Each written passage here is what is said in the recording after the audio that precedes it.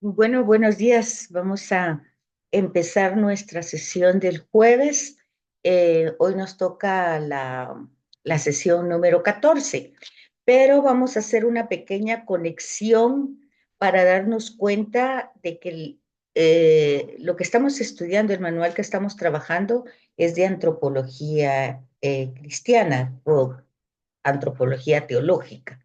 Entonces ya tenemos una idea de todas las sesiones que hemos visto hasta ahora, la 14, pues que es una reflexión que se hace de la realidad humana desde la perspectiva del proyecto de Dios. Eso es antropología teológica, una reflexión de la humanidad desde la perspectiva de la proyección o el plan que Dios ha hecho en la historia. Entonces, si ustedes se recuerdan, desde la sesión 5, pues nosotros vamos lidiando, pues estudiando el tema de la conciencia, el tema de la libertad y como consecuencia viene el tema, eh, sobre todo cristiano, ¿verdad? Del pecado original, cómo la teología católica interpreta el mal, el pecado, la presencia de ese mal que no ha sido creado por Dios, sino que está orquestado por distintas circunstancias. Entonces vimos la sesión 7, iba con el pecado original 1, el pecado original 2, luego la 9, el pecado en el hombre. La 10, nosotros trabajamos el tema del dolor y el sufrimiento humano como consecuencia del pecado, o sea, por todo el desorden, ¿verdad? Incluso cuando veíamos el tema de sufrimiento o dolor por enfermedades y otros temas ajenos a nosotros mismos y que nos vienen desde el exterior, pues también veíamos que era consecuencia del pecado. Después de eso, hay un tema que viene a ser como esperanzador, ¿verdad? Para que nosotros nos acojamos. Por eso decía, es una teología netamente cristiana. O sea, tanto la reflexión del mal como del pecado, como ahora pues el tema de la gracia. Porque la gracia pues son méritos de Cristo. Entonces, necesariamente esta antropología teológica es antropología cristiana.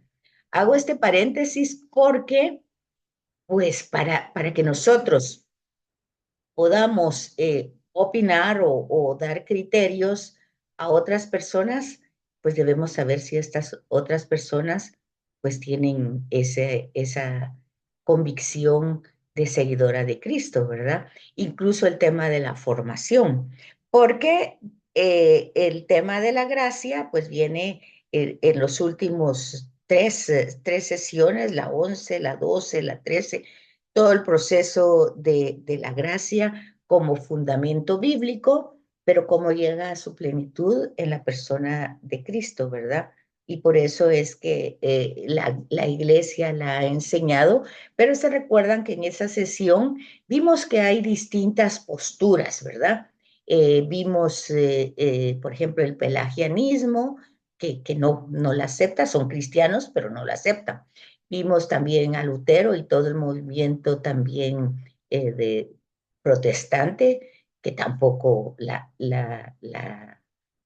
aceptan en el sentido como nosotros la vamos viendo, ¿verdad? Puesto que ellos llevan más bien la tendencia o la aceptan de una manera en la cual el ser humano depende totalmente de la gracia y no tiene que hacer el nada. Mientras nosotros veíamos en la sesión que la gracia tiene su propia fuerza, su propio pues dinamismo en el ser humano, pero que necesita pues que nosotros la cultivemos, la desarrollemos y la trabajemos. Entonces, es la postura que tenemos que tomar en cuenta cuando hablamos de estos temas, ¿verdad? Porque aún dentro de los movimientos cristianos, no todo el mundo está de acuerdo y por eso veíamos en el magisterio de la iglesia los distintos concilios que trataban de llegar a un acuerdo como el de Trento, ¿verdad? Que eran concilios doctrinales, y veíamos como Vaticano segundo y primero, pues no son concilios doctrinales, sino son concilios pastorales, lo cual significa que no tocan el tema de la doctrina, sino tocan más bien el tema de cómo se lleva a cabo en las otras perspectivas teológicas como la cristológica, la eclesiológica y en este caso la antropológica, ¿verdad? Entonces por eso, tomando en cuenta todo lo que vimos anteriormente de las sesiones, prácticamente desde la quinta decíamos, porque las cuatro primeros pues era el origen del hombre, el hombre y la creación, el hombre imagen y semejanza de Dios, la constitución del hombre alma y cuerpo, pues todo eso necesitamos más que comprenderlo con la mente y la razón para poder argumentarlo, necesitamos pues asimilarlo en la vida, ¿verdad? Para nuestras catequesis, para nuestros diálogos con las inquietudes que tengan otras personas. Entonces es muy importante tomar en cuenta eso, que aún en movimientos cristianos no todo el mundo está de acuerdo. Y bueno, diríamos, dentro de la Iglesia Católica también habría que ver, ¿verdad? Entonces, hoy el tema es de la justificación y la filiación divina. Ese es el tema que nos toca en la sesión 14, que es de la sesión de antropología y pecado original. Entonces, entrábamos en la sesión con las preguntas: ¿qué se entiende por justificación? ¿Basta solo la gracia, la fe, el auxilio divino para ser justificados? ¿Cuál es el fundamento de nuestra justificación? ¿La justificación es un estado permanente una vez obtenida o se puede perder? ¿Y cuál es el papel de la fe en la justificación?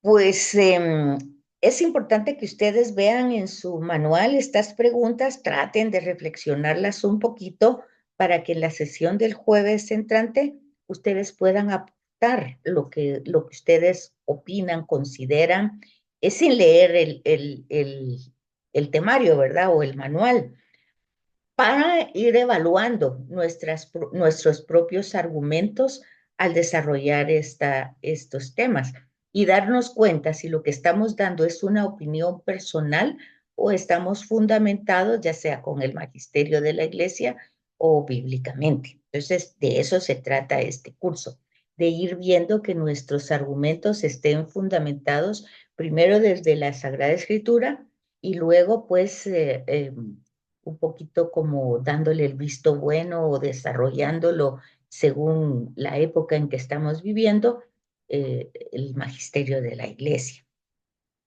Y como siempre, se recuerdan ustedes, todos los temas, si nosotros lo queremos simplificar, pues están en el catecismo de la iglesia, ¿verdad? Porque acuérdense que el catecismo no lleva tanto a una reflexión, porque es una catequesis, entonces es una formación. Entonces se limita a dar respuestas a preguntas. Es la manera didáctica que va a utilizar, ¿verdad? Eh, la dialéctica, o sea, preguntas, respuestas, sin unas reflexiones profundas. Pero las reflexiones profundas nosotras las llevamos en el estudio, ¿verdad? Ya las preparamos antes. Entonces, estas preguntas, cuando empiezan en el manual como profundización de la fe, pues lo importante es que nosotros nos las hagamos, las respondamos antes de, y entonces ya cuando vamos entrando en el manual, pues vamos viendo si las corregimos o si así estaban bien o las profundizamos o tenemos otra perspectiva además de la que ahí presenta, la que nosotros teníamos y la que presenta el manual. Entonces,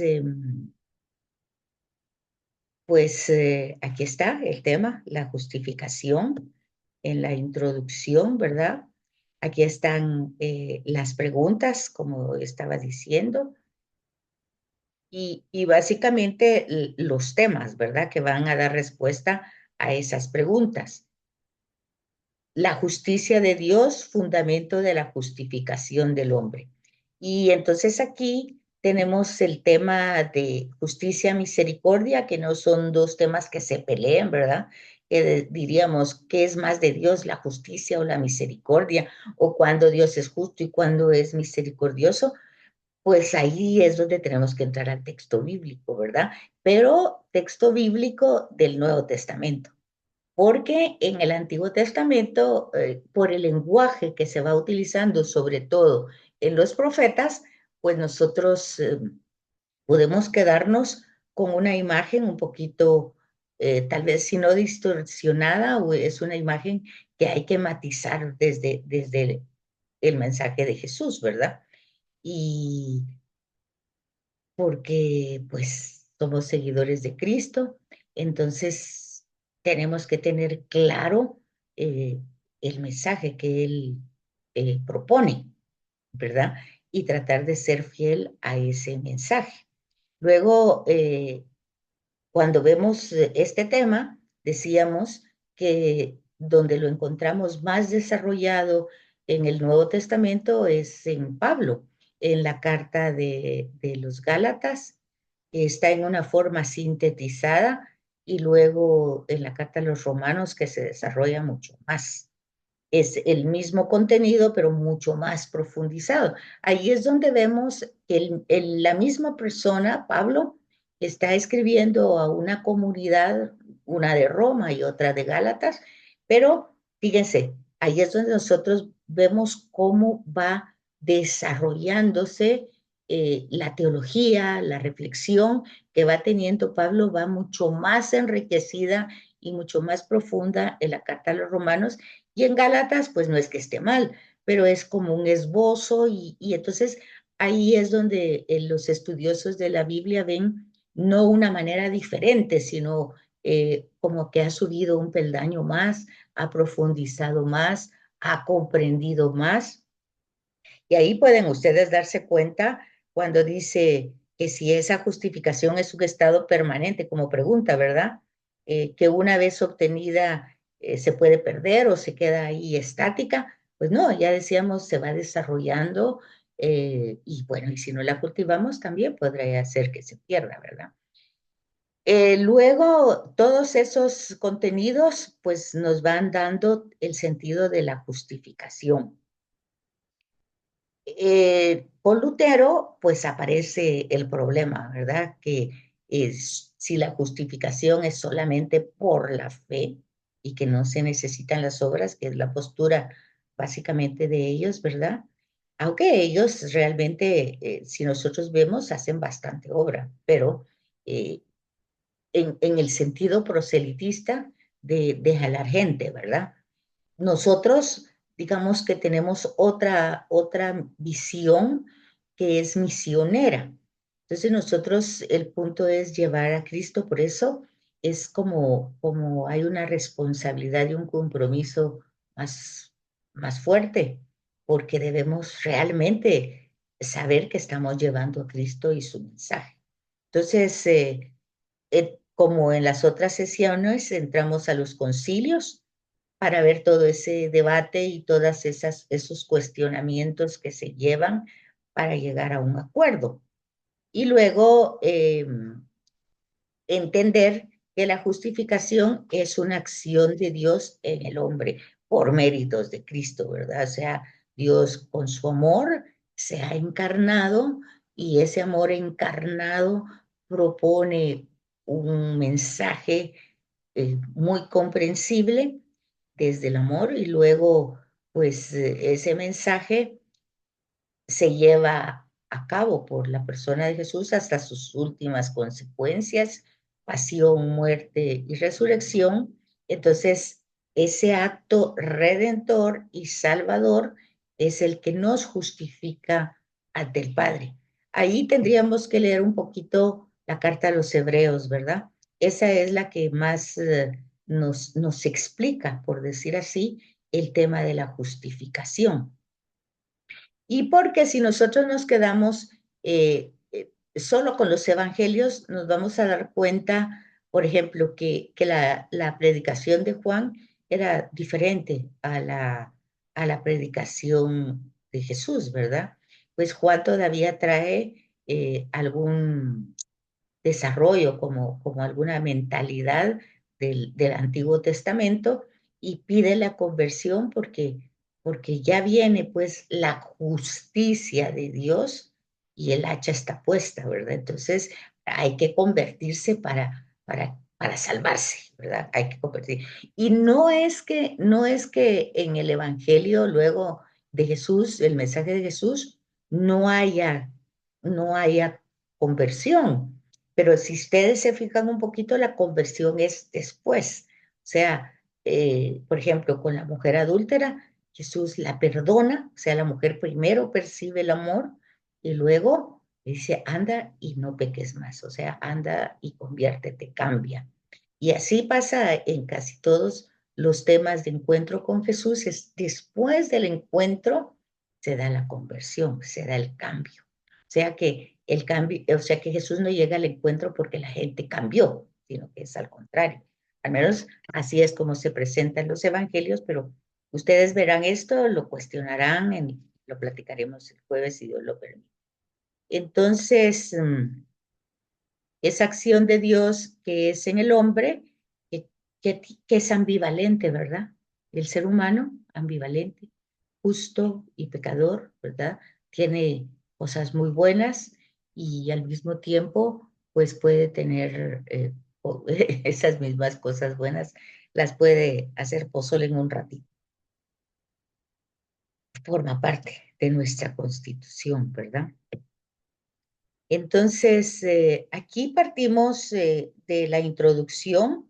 Dios amó tanto al hombre que envió al mundo a su Hijo para que podamos ser partícipes, fíjese, de su vida divina. O sea, hay una razón por la que Dios se encarna. Por eso decíamos, no solamente es el recuerdo de hace 2000 años, con lucecitas y tanta fiesta, ¿verdad? Tanto consumismo, tanta carrera, tanta cosa, que ya próximamente vamos a estar en eso, sino que des en cuenta que hay un objetivo, una finalidad de la encarnación. Ya Juan Pablo II celebraba en el año 2000 el gran jubileo, ¿verdad? De la encarnación. Jubileo, fiesta, alegría de 2000 años de un acontecimiento, algo que acontece, que sucede a la humanidad. Esa humanidad que antes, pues tenía la intuición, pero hoy tiene la certeza de que podemos ser partícipe de la vida de Dios. ¿Por qué? Porque Él en su amor se ha encarnado y ha entrado en la historia humanamente en la persona de Jesús. Porque no es que en el Antiguo Testamento no haya entrado, entraba su palabra, habían encuentros, había de todo, pero luego la carta a los hebreos habla, al llegar la plenitud del tiempo, o sea, ya es un tiempo que desarrolla y que revela totalmente el amor de Dios, el rostro de Dios. Al ver a Jesús, pues se ve realmente ese rostro de Dios. Entonces, luego, pues, de este dato revelado de quién es Dios, ¿verdad? Y sus acciones que son por amor, pues nos vamos para el Antiguo Testamento, que es como debemos leer la Escritura, ¿verdad? En retrospectiva, desde el Evangelio, desde la revelación plena, al llegar la plenitud del tiempo. Entonces, ya hay una revelación plena, ya no hay que ponerle, quitarle. Entonces, para comprender todo el Antiguo Testamento, nuestra visión, nuestra mirada es desde seguidores de Cristo, ¿verdad? Entonces tenemos que el hombre, vemos en Génesis 1, es un himno, ¿se recuerdan ustedes? Un himno litúrgico y que su mensaje es exaltar el poder creador de Dios y la palabra que crea, que tiene fuerza, que tiene dinamismo, que forma parte también de una revelación de quién es Dios, ¿verdad? Que no está ahí perdido en, en, en el cosmos o en un punto, sino que está en contacto, en relación, no solo con Él mismo, cuando ya vemos otra revelación de quién es Dios Trino, ¿verdad? Que ya lo vimos. Entonces, vive en comunicación, en diálogo en sí mismo, no en un soliloquio, sino que dialogan, el amor pues circula entre el Padre y el Hijo, y es el Espíritu el que hace circular, ¿verdad? Como nosotros con el aparato circulatorio que entra el aire y va por todos los órganos, los pulmones lo purifican, se saca, en fin, todo ese proceso que nosotros lo tenemos en nuestro organismo se da en Dios, pero en Dios se da en una forma plena y vital y personal, porque cada uno es una persona, ¿verdad? Entonces ese espíritu que va dando toda esa circulación del amor entre el Padre y el Hijo, pues se ha quedado entre nosotros, ese espíritu, que es Dios Trino también, ¿verdad? Porque ya decíamos que no podíamos fragmentar, dividir, mutilar a la Trinidad. Donde está el Padre, está el Hijo y está el Espíritu. Donde está el Espíritu, está el Padre y el Hijo. Y, y bueno, es un lenguaje que tenemos que ir corrigiendo conforme vamos estudiando, porque el espíritu no puede ser así como que está olvidado, es como que nosotros nos olvidemos que tenemos, tal vez no estamos tan conscientes que tenemos un aparato respiratorio, pero ahí está. Y a la hora que nos enfermamos de los pulmones, pues nos damos cuenta de que ahí está y no lo hemos cuidado. Y también puede ser que no nos demos cuenta de que hay un aparato circulatorio que tiene que ver con el funcionamiento de la sangre del corazón, pero ahí está, no está aparte de nosotros, está integrado, por eso es un organismo. Nosotros somos organismos, todo está establecido. Bueno, es lo mismo en Dios. Todo ese tema del Padre, del Hijo, del Espíritu, pues es una realidad que dialoga entre sí y que crea entre sí, ¿verdad?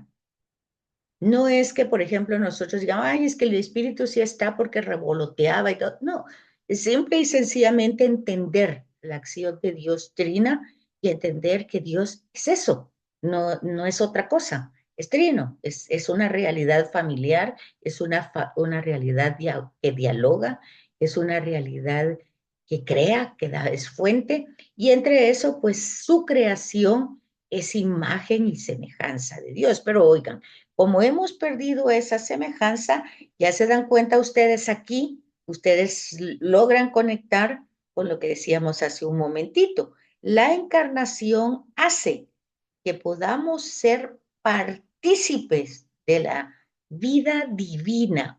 Sí, pero ya desde la creación, ¿se acuerdan ustedes? Cuando veíamos la gracia, decíamos, la gracia es antes que el pecado, porque desde la creación ya teníamos esa imagen y semejanza.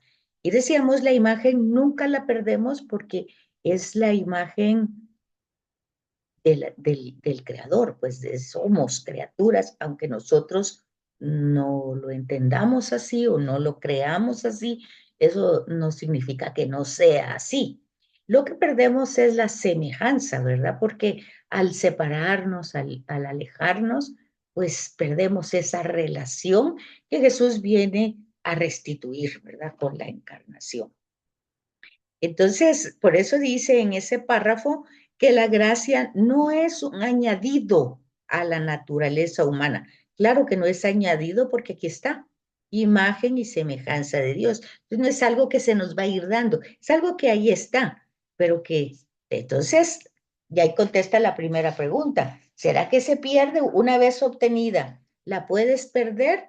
Pues no es que la pierdas, pero deja de funcionar. Ahí está, pero está como, como callada, como dormida, como cubierta de muchas cosas que no permiten su funcionamiento. está, porque no es una añadidura a la naturaleza humana, ya que el hombre está llamado en unión con Dios desde lo más profundo del ser. Es parte de su constitutivo, o sea, de su constitución. Por eso dice que el pecado es una contradicción, porque el hombre al pecar se pone en una situación de contradicción consigo mismo. Jesucristo viene a restablecer lo que perdió el hombre. ¿Y cómo lo restablece? Pues nos salva del pecado.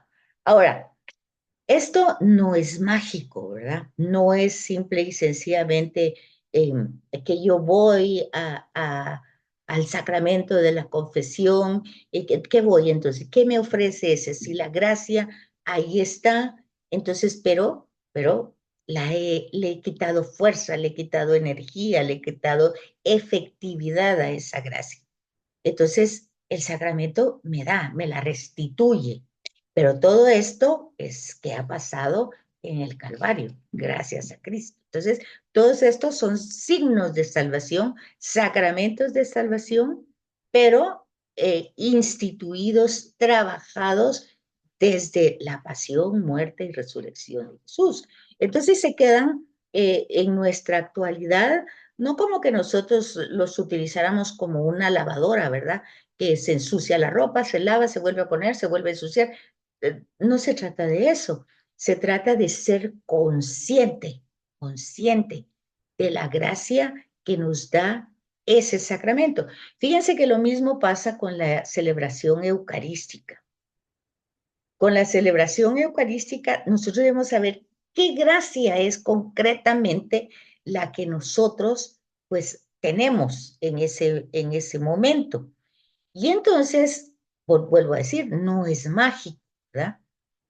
Cuando se habla de que Concilio Vaticano, todos sus cambios litúrgicos venían a promover la participación del pueblo, pues significa que el pueblo debe entender los signos que el sacerdote hace en persona de Cristo, debe comprender esos signos para poder expresar como pueblo lo que internamente cree y lo que internamente ha recibido como regalo por méritos de Cristo. Siempre está el tema de la pasión, muerte y resurrección. No es algo, incluso la encarnación, no es algo que esté separado, sino que todo está totalmente engranado y nosotros tendríamos que,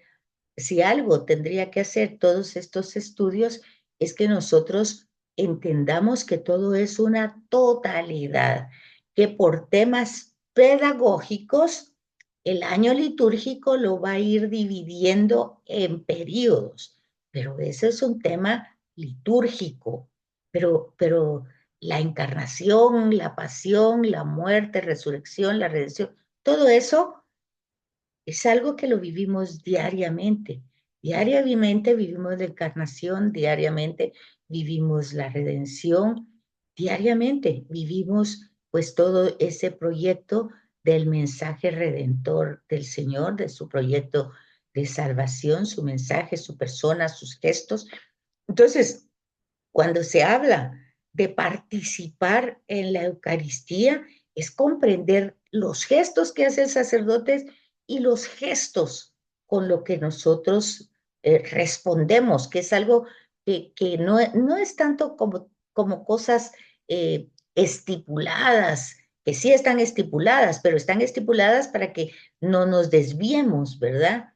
Que si el Padre Nuestro, cómo tenemos que ser, que con las manos abiertas, que pues estamos orando, entonces la oración es con las manos juntas, ¿verdad?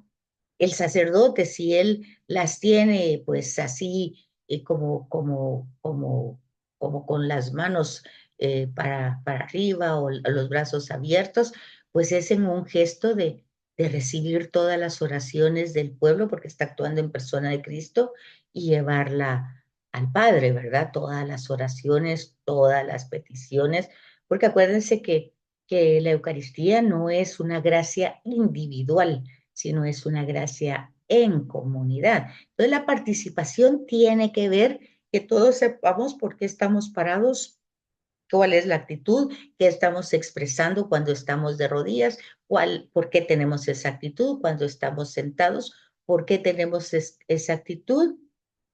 Y luego cuando damos el saludo de la gracia, pues, ¿qué es lo que estamos transmitiendo?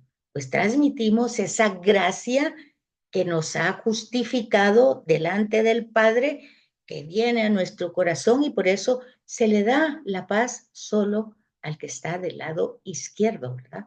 No se trata de ir por toda la iglesia. Y ustedes me dirán, pues que es que el sacerdote también lo hace lo que ustedes quieran, pero es comprender lo que nosotros estamos haciendo. Eso es la participación. La participación no solo es responder al Padre de una manera mecánica o de hacer los cantos, es de entender todos los gestos que exteriormente expresan nuestra fe interior. Entonces, por eso es importante darnos cuenta, y decíamos al principio, cómo todos los temas están, pues, como llevándonos como una cadenita, ¿verdad? El pecado, la gracia, primero pues la conciencia, la libertad, el pecado, la gracia y ahora la justificación. Entonces, por eso el pecado es una contradicción y no solo repercute en su persona individualmente, sino comunitariamente. Pero cuando nosotros estamos eucarísticamente reunidos, convocados por el Espíritu Santo, siempre es una acción trinitaria. El Espíritu nos convoca, Jesús nos justifica y el Padre recibe toda esta ofrecimiento que es de nosotros mismos. Entonces, el pecado y la privación de la gracia, por una parte, y la sobreabundancia del amor redentor de Dios están presentes en el momento en que cada uno llegamos a este mundo. O sea, fíjense cómo se conecta con el tema anterior. No, la gracia no es algo que se da después, es algo con lo que nacemos, pero que después debilitamos. No digamos que perdimos, porque ahí está, pero Jesús la lleva a su total restauración. Porque acuérdense que Jesús hace eso, pues al resucitar, Él es vencedor de la muerte y del pecado. Ahora, ahí es donde nosotros tenemos que ir a las cartas de Pablo, ¿verdad? No viváis con el pecado. Si ya Cristo los liberó, ¿por qué quieren otra vez encadenarse? Entonces, ahí tenemos que ver el tema no de la catequesis, sino de la parenesis, ¿verdad? O sea, la exhortación, recordar constantemente.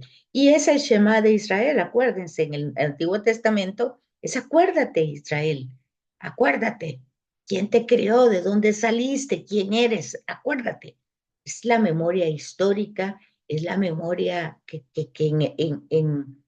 litúrgicamente siempre nos va a remitir a la persona de Cristo, para darnos cuenta que todos somos corresponsables, ¿verdad? Entonces, dice que siempre, pues esa gracia está siempre en nosotros, ¿verdad? Desde que aquí decía, y lo matizábamos un poquito, que está desde el momento en que llegamos al mundo, o dice aquí, cuando iniciamos nuestro camino de conversión. Bueno, decíamos, pues no, porque si está desde el principio, no está en el proceso de conversión. Entonces aquí es lo que hemos dicho anteriormente, pero estaba dormido. Y en el proceso de conversión, o sea, en el proceso después de cuando nosotros confesamos nuestro pecado y se nos absuelve, pues la gracia restituye, se restaura, dijera yo, eh, vuelve a adquirir toda su efectividad, que ahí estaba, pero estaba como anémica, estaba como sin fuerzas. Entonces, ya con el sacramento, signo de salvación, esta gracia es pues restaurada. Entonces dice que la justificación no solo no es solo un momento cronológico, o sea, no es solo en el momento en que pasamos del pecado a la gracia, no es en un tiempo específico. O sea, vuelvo a repetir lo que estamos diciendo. No es que cuando nosotros vayamos al confesionario no llevábamos la gracia, la teníamos totalmente muerta y luego ahí vuelve otra vez, ¿verdad? Es un tiempo. La tendríamos que estar pues así, es como pues como un juego, ¿verdad? Que constantemente se pierde y se vuelve a adquirir y tendríamos que estar muy conscientes de eso. Sino que dice que es también una dimensión esencial del hombre. A veces las palabras que están extras, si ustedes le ponen atención a la lectura, pues quitan un poquito la fuerza del texto, ¿verdad? Por ejemplo, aquí cuando dice también. Entonces, eh, si está diciendo que no es un momento cronológico, pues es parte de una dimensión esencial. O sea, forma parte, porque no forma parte de un momento de tiempo, sino forma parte de una esencia, de una constitución. Ya decía anteriormente en el párrafo que desde que nacemos la tenemos y está aquí, ¿verdad? El hombre, imagen y semejanza de Dios. O sea, eso se nos da desde que nacemos. Entonces, el lenguaje no es que con el pecado la perdemos, no la perdemos. Le quitamos la fuerza, pero ahí está como dormida. Entonces, Jesús viene a restaurarla, a liberarla, a darle toda la vitalidad. Nosotros luego la volvemos a perder con el pecado. El sacramento la restaura. Entonces, pero no es algo que quede, que vuelva a desarrollarse desde el principio.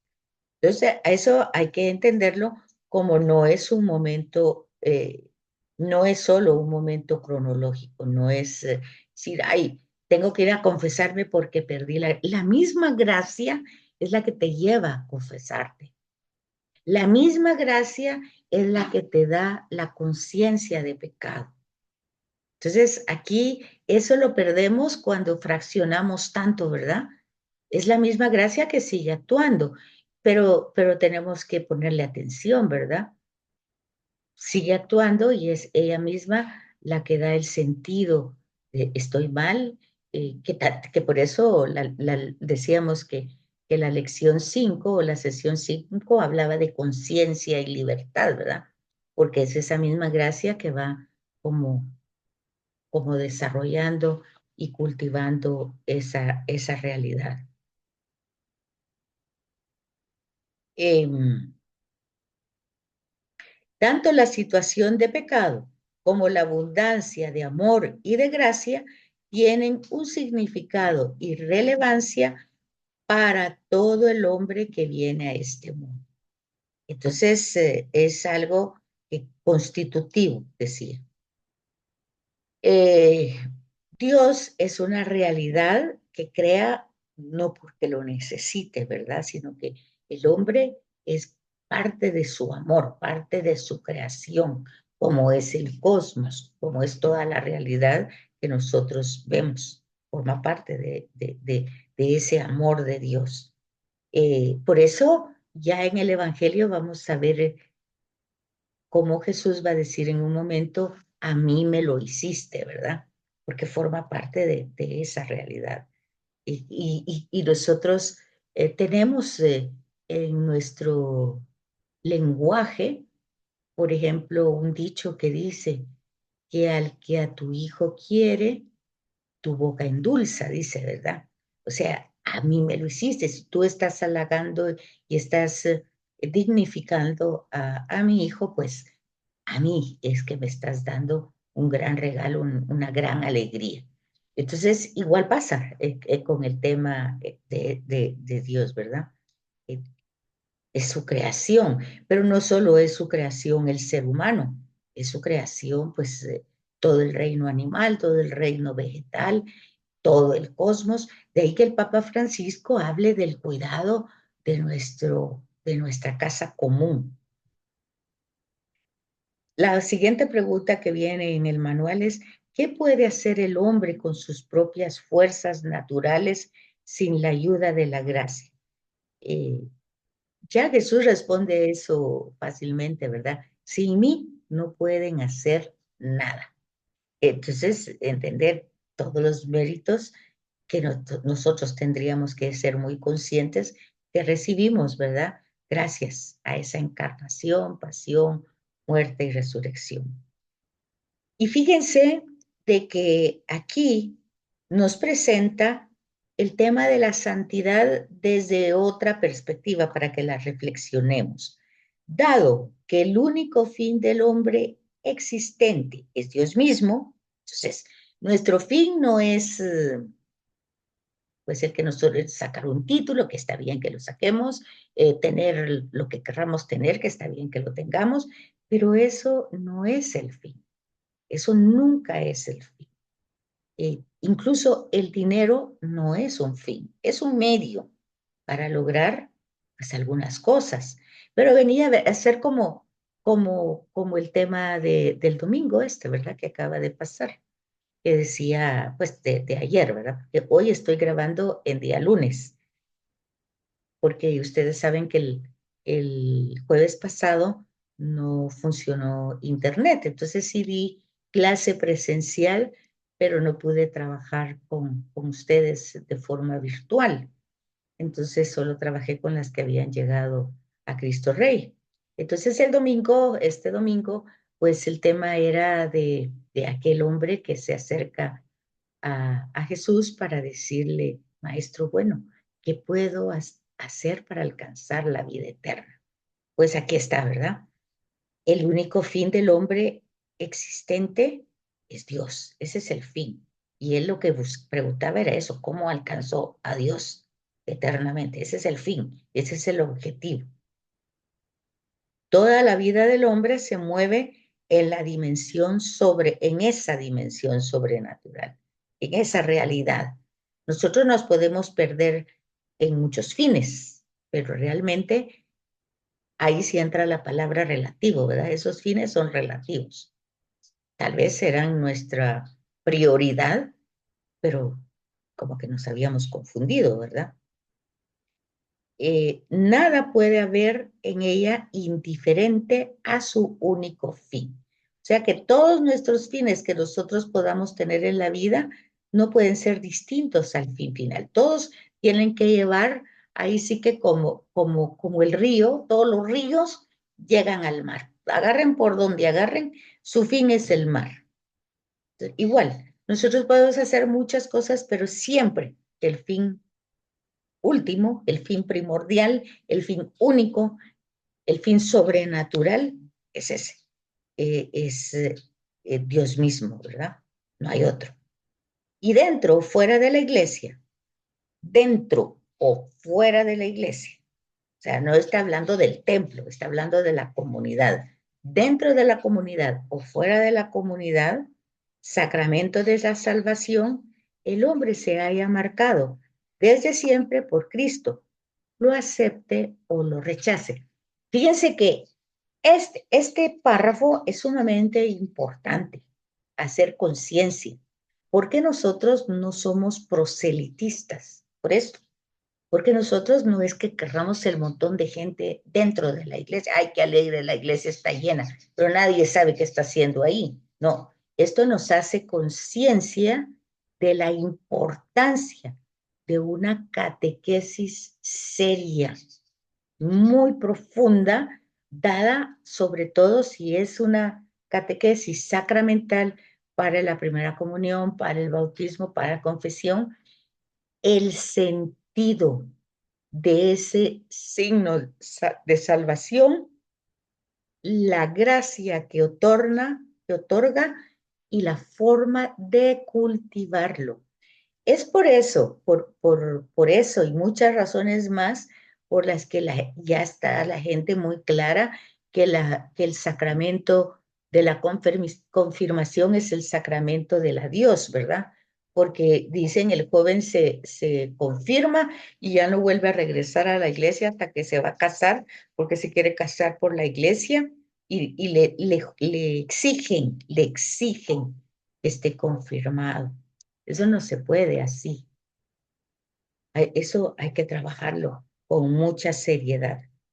Entonces, porque realmente eh, forma parte de expresar verdaderamente lo que tenemos, ¿verdad?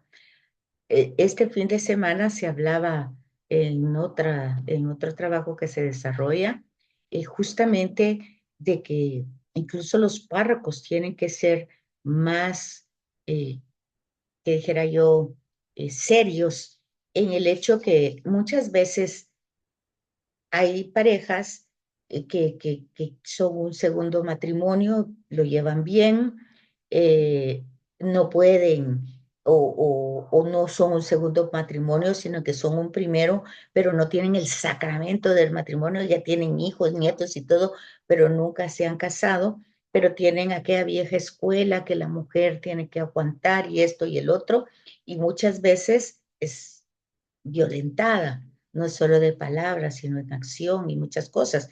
Y entonces decía un sacerdote, el sábado decía un sacerdote, nosotros los párrocos no podemos decirle a estas personas, sí, usted para comulgar tiene que casarse, tiene que recibir el sacramento del matrimonio.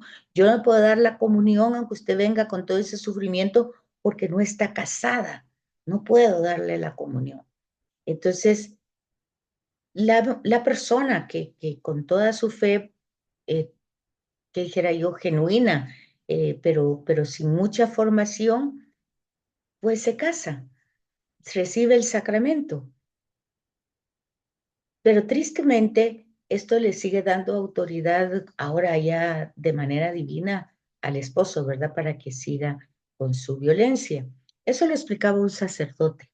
Le explicaba un sacerdote el sábado, hablando con otros sacerdotes de cómo estos temas habrían que estudiarlos según los casos, porque son muchos, ¿verdad? Entonces, todos estos, los actos morales y las ausencias como de este sacramento y otras realidades que se viven en la iglesia, ¿verdad? Porque dice, nada puede haber en el hombre de indiferente a su único fin, que es Dios. Dentro o fuera de la iglesia, sacramento de la salvación, el hombre se haya marcado desde siempre por Cristo, lo acepte o lo rechace. O sea, siempre está ahí la imagen, siempre. Por eso decíamos también en otra sesión, aunque la persona, pues por la razón que sea, su condición humana sea la más precaria que pueda haber, nunca ha perdido la imagen de Dios, aunque no lo sepa, ¿verdad? Es a nosotros que los sabemos que debemos realmente, pues, darle esa dignificación. Eh, bueno, yo creo que hasta ahí fue donde yo trabajé un poquito más tal vez el jueves, pero no quiero avanzar tanto porque pues las que estuvieron presencialmente llegamos creo hasta aquí en lo que arreglábamos el tema, los temas que habían ahí de internet. Así es que les paso la grabación y continuamos en la página 188 el, el jueves, si Dios lo permite. Nos vemos.